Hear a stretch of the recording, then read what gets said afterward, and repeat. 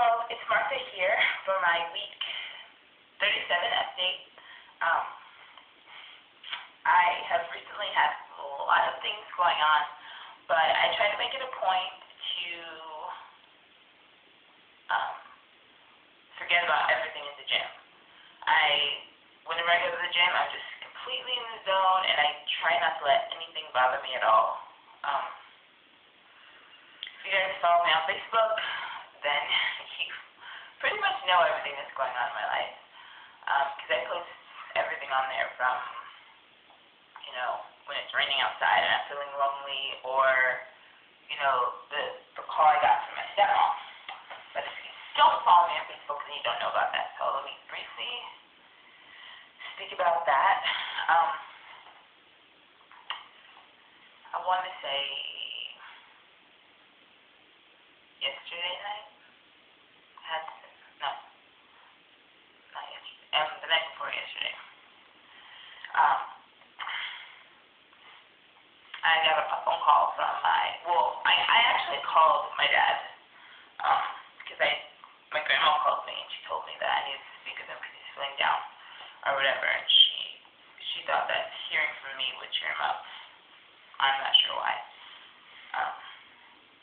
So I did. I felt bad. I called him, and my grandmother told me that he was using a cane, and that first startled me, and so I called him, and I spoke to him for, I want to say, 7 minutes, and in those 7 minutes, he asked me about the kids twice.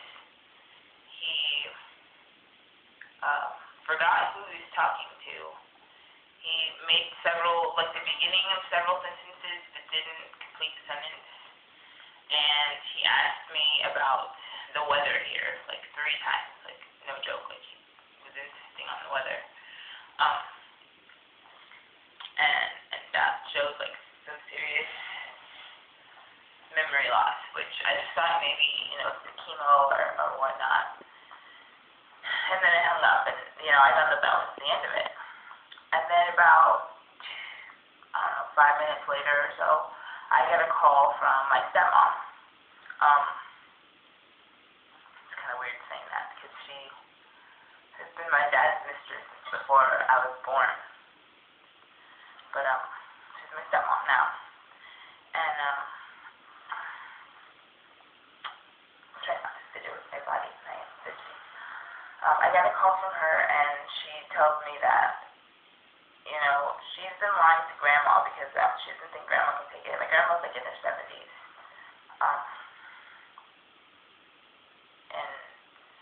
And my dad doesn't say anyone because he doesn't feeling pitied or whatever. But he's on the way out. The doctors are talking about bringing in hospice. And whenever they bring in hospice, that means just about making you comfortable before you die. And she was there describing things like he can no longer walk. It's not that he has a cane, he can no longer walk. He's in a wheelchair. He's, going to the bathroom on himself. She said something about his eyes have turned blue because of the way that the tumor is pressing on his optical something or other. And of course I got a rendition of the memory loss, how severe it is. He couldn't even carry, a long conversation with me. And I guess I was really quiet on the phone because she was asking me, are you okay? How are you feeling? And I was just quiet. I didn't know what to say. Initially I felt a little guilty because I thought maybe I had somehow wished this to happen as a child, and now it was finally happening, or when I initially found out about his cancer, my initial reaction was that it was karma, because the first thing we heard is that he has lung cancer. he used to put out cigarettes on my body. So, getting lung cancer,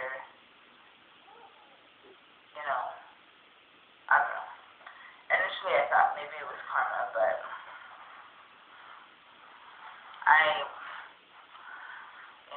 I've evolved since then, and I can't still be the same mad little girl or hurt little girl. Yes, what he did was awful. It was awful. Oh, especially for my sister, my older sister. She was trying her best to protect my older I have two older sisters. One's the oldest, who's trying to protect the one beneath her, and myself. I'm the youngest. Well, I guess I am the youngest girl. But anyway, this is drifting way off into what I wanted to talk about.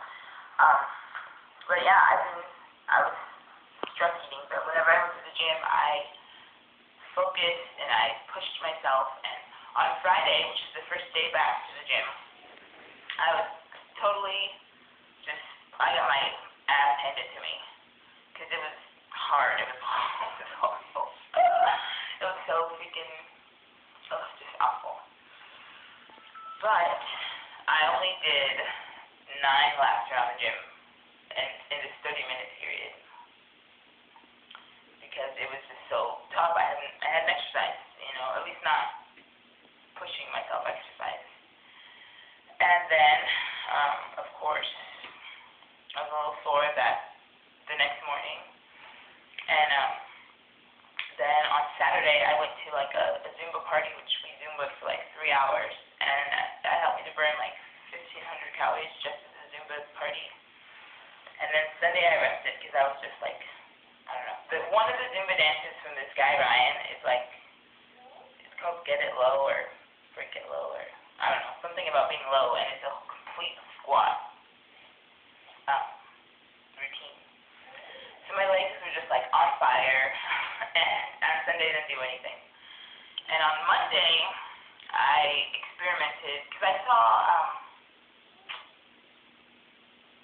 I can't think of her name now. Britt with 2 T's, and she was talking about some compression garments and things, and I actually knew that I had one from like 8th grade when I went to my husband's military ball.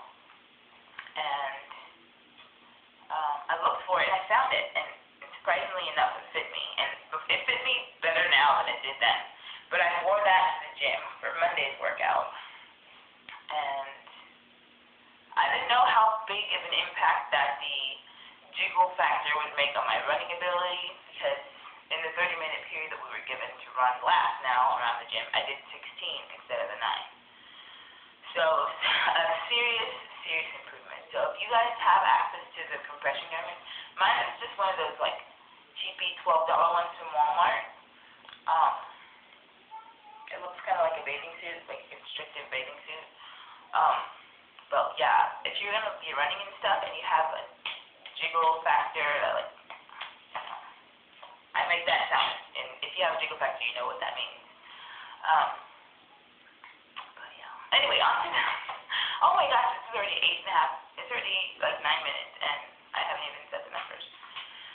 So anyway, for week 37, I lost 6.2 pounds. This is my daughter. You want to open the door? I lost 6.2 pounds, so my weight is 241.8. I'm very happy about this, and I'm very happy that I was able to do that in spite of everything that's going on with me right now. And that's basically all. Week 37, 241.8 pounds. Thanks for watching, guys.